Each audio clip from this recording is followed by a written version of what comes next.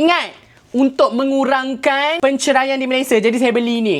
Damon, pakai apron. Ada benda nak unboxing. Bosan lah Damon beli benda-benda biasa. Kali ni kau beli permainan, tapi masa kecil-kecil Damon selalu main. Cuba teka.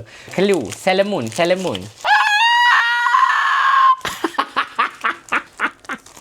Aku beli ni korang. Dia jual kan dulu buku-buku kecil. Okey, kita tengok dekat dalam dia. So, dia ada macam ni. Ni, dia boleh buka ni. Oh Allah.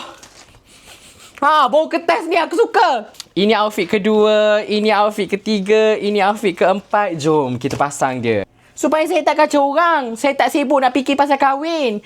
Kau pakai dulu baju dia. Kalau kau dah pas pakai baju dia, contoh, barulah kau boleh kahwin. Maksudnya kau dah boleh menguruskan isteri kau. Ini simulasi orang.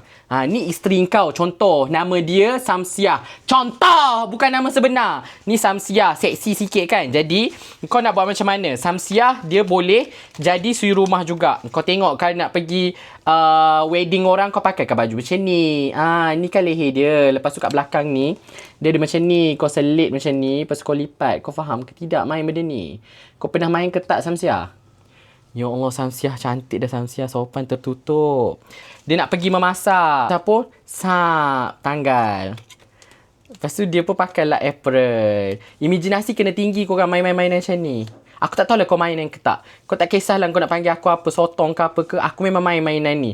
Alah domain Samsiah. Abang nak makan apa? Saya dah siap. Saya nak pergi sediakan makanan untuk abang. Abang, Samsiah dah siap. Samsiah dah pergi jalan.